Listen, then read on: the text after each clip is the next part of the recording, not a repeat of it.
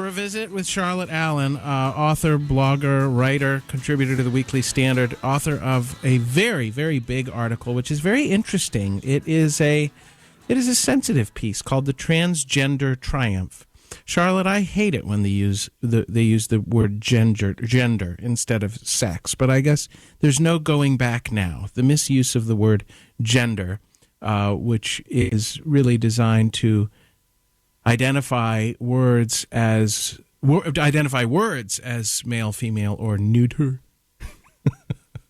That's right. Is out of the box, and I'll no longer be able to control it. Maybe for this interview we'll have to say gender, but then may I go back to using the word sex? Well, you can use whatever words you like.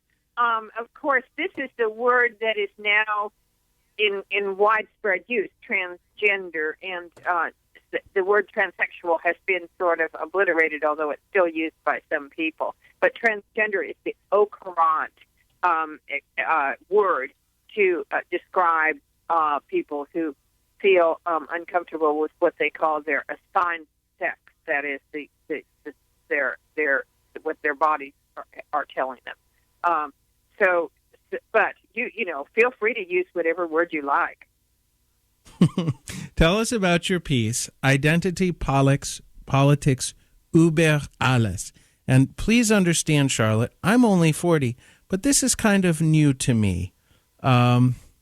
It's all really rather new, and what's remarkable about it is not an unnormalized set of behaviors and expectations and cultural realities. It is now evidently in our schools. It's very important that our preteen children learn that they can be whatever sex they want to be, and anyone who says otherwise is wrong.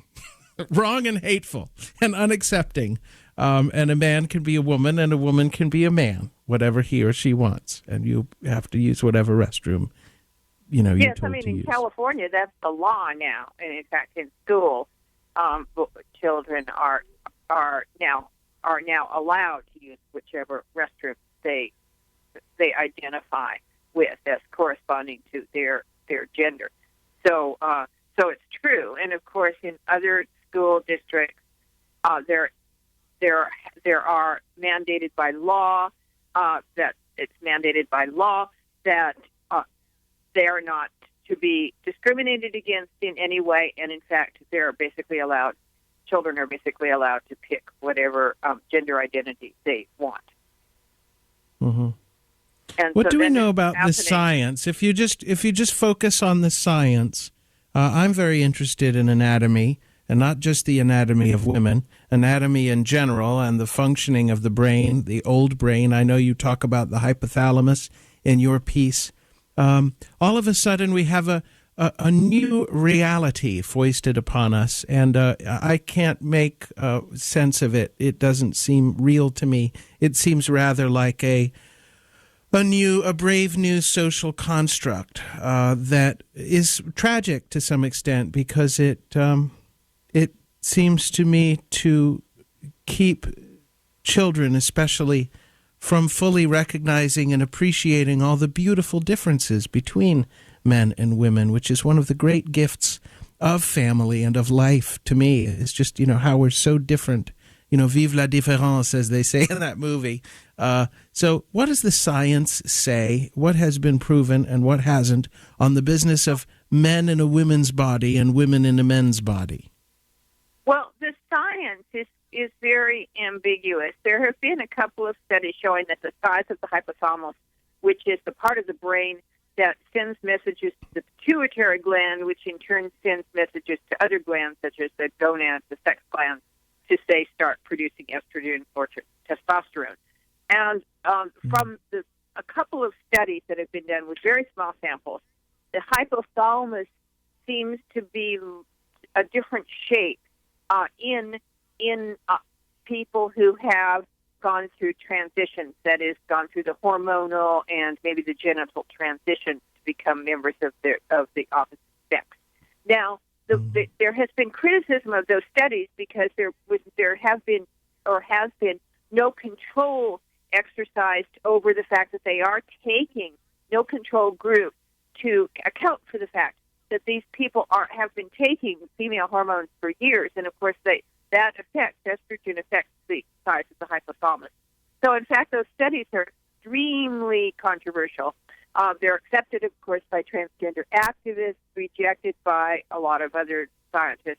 But what is most important is the soft science, and that is that the American Psychological Association has basically decided that transgenderism is not an identity disorder, as it was called up until the year 2012, but is merely what they call dysphoria, gender identity dysphoria. That is, that you're unhappy with the sex that you happen to be assigned to, that is the sex of your body.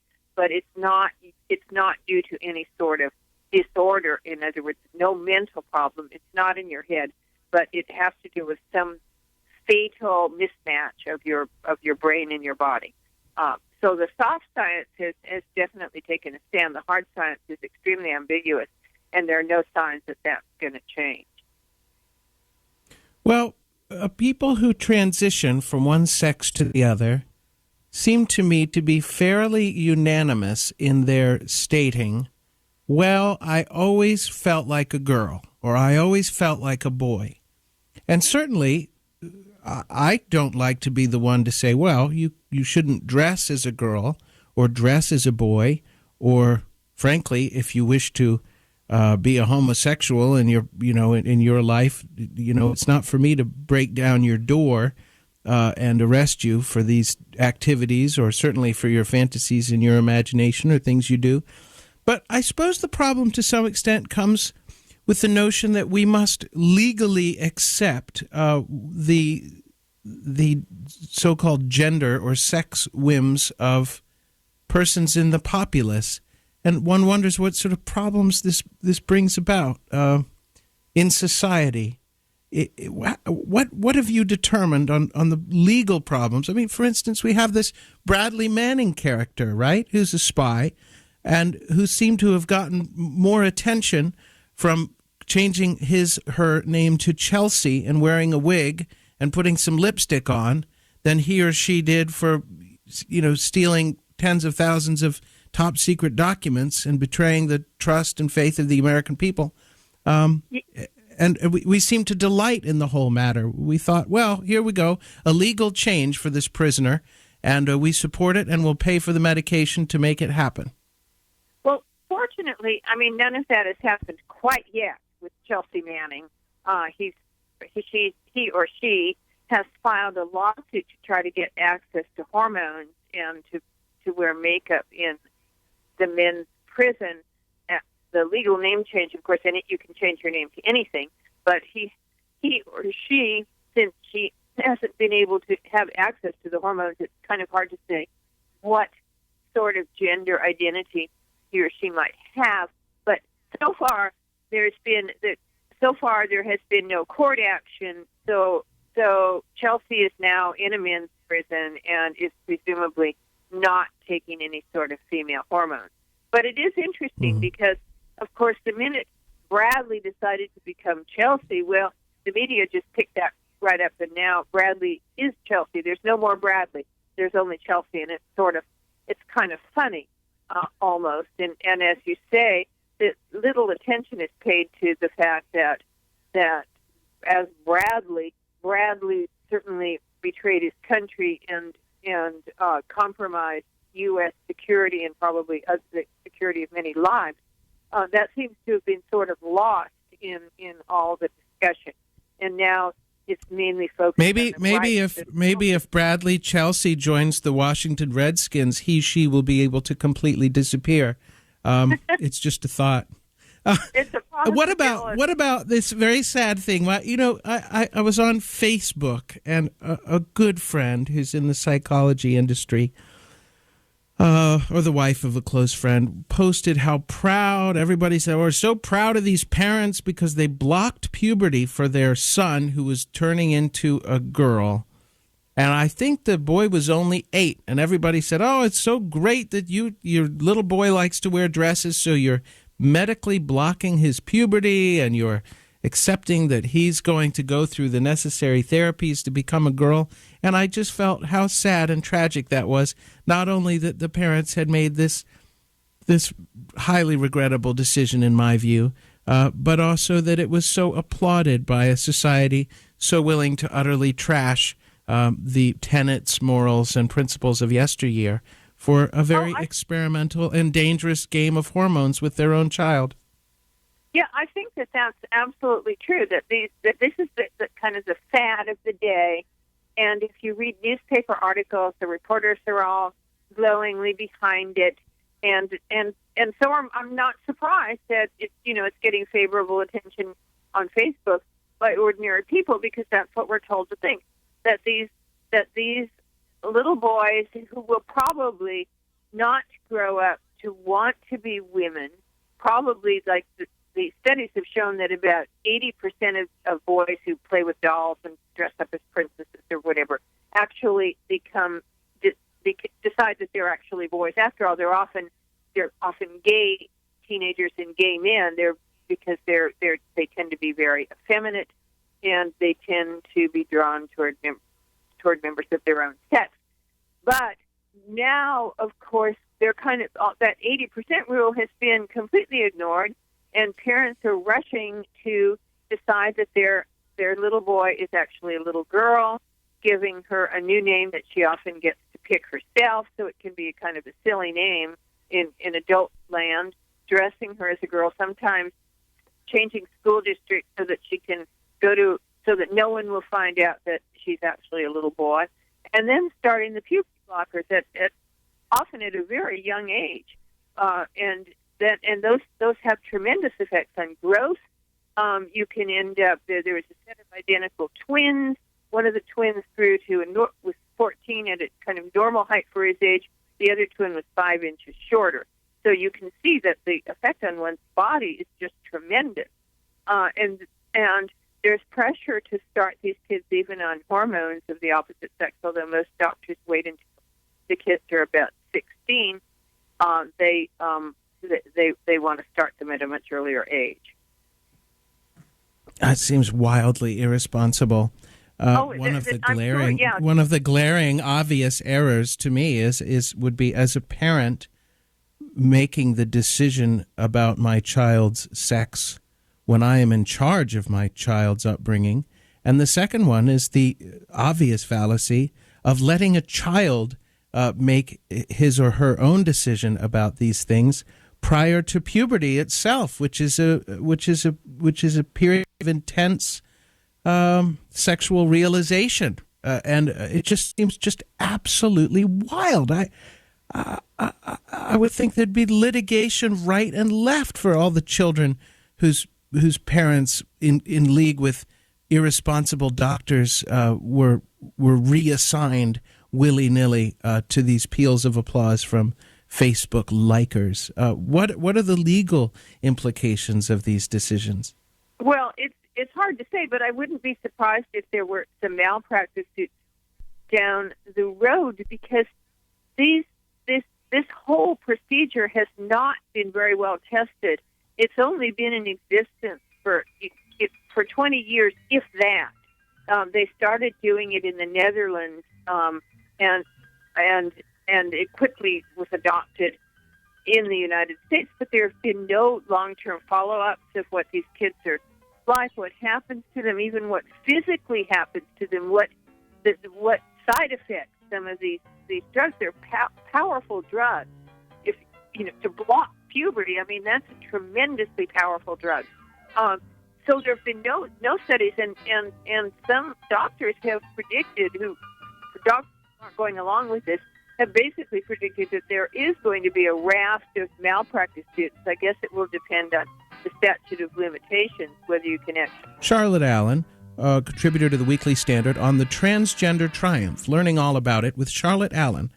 What is the broad endgame socio-political implication of what you call loosely a fad, a really wildly popular socially popular trend that is the reassignment of individuals, most worrisomely the extremely young, all over the place, in and out of our schools, in very nearly in the crib, in our homes. What is the implication? What are the implications? What can these things tell us about where we are and where we're going? Well, I think that for one thing, the blurring of sexual identity and the belief that one's body has no relation to one's true identity essentially means that people's sex identities become in some sense irrelevant. And I think that this has enormous implications for important social institutions such as the family, which is based on sex differences, two people of the opposite sex getting together to make a child and then creating a family in which to raise that child. And when you have an insistence that those important, obviously important because they're central to reproduction, those important sex differences don't really exist because the body is infinitely malleable, I think that threatens in a very fundamental way the most fundamental of all social institutions, which is the family, and the presence of a mother, of a biological and mother and father in most cases is really what makes for healthy children growing up into health and being as happy as they can be and finding job satisfaction. And we already see how much how just the destruction, the physical destruction of the family, fathers not living with their children, divorce, how that has affected the well-being of children who simply don't do as well in school and they're not as successful in life. And once you have these fundamental identities, when it goes beyond your mother and father being separated from each other to the fact that your mother and father in some sense don't even exist because their bodies are essentially interchangeable, then I think you're just basically throwing children to the wolves in some ways. And you can see how just the fact that parents have bought into this idea that they ought to put their kids on puberty, delay this very normal process of adolescence, and then when the children are still minors, still unable to give legal consent without their parents, then having them take sex hormones of the opposite sex, the willingness of people to buy into that it's really frightening. It really does suggest a brave new world that's not very attractive and is certainly not conducive to the raising of healthy children. And it's so unpopular to say what we're saying. You know, if we say, for instance, if we take a moment to un-deep sex or to re-review this story, which we broke here at 1590 not long ago, a study in adolescents found a disproportionate percentage, 29% of the adult children of homosexual parents had been specifically subjected to sexual molestation by that homosexual parent, compared to only 0.6% of adult children of heterosexual parents having reported sexual relations with their parent. Having a homosexual parent appears to increase the risk of incest with a parent by a factor of about 50.60. And this was a study called Homosexual Parenting, Placing Children at Risk by Timothy J. Daly, Ph.D., and it's published in Adolescence, which is a really remarkable study. And naturally, it's been totally buried. It's been completely deep-sixed. It is completely socially unacceptable. And despite the fact that the study was fully scientific and evidently peer-reviewed and published, it must go nowhere. It must be absolutely hidden. That's one thing when you talk about throwing children to the wolves.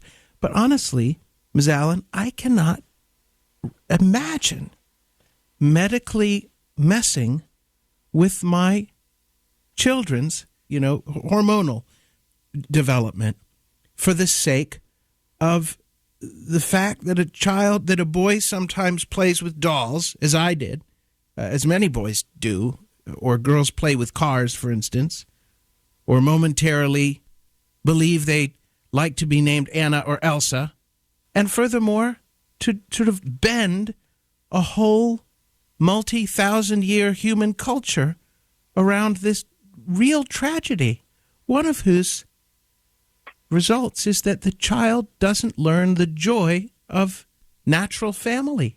You know, it's one of the joys of life that we become a man, you know, and learn about a woman. You know, it's a great thing, and it makes you almost weep to think that the culture is robbing these children of these beautiful things so very early.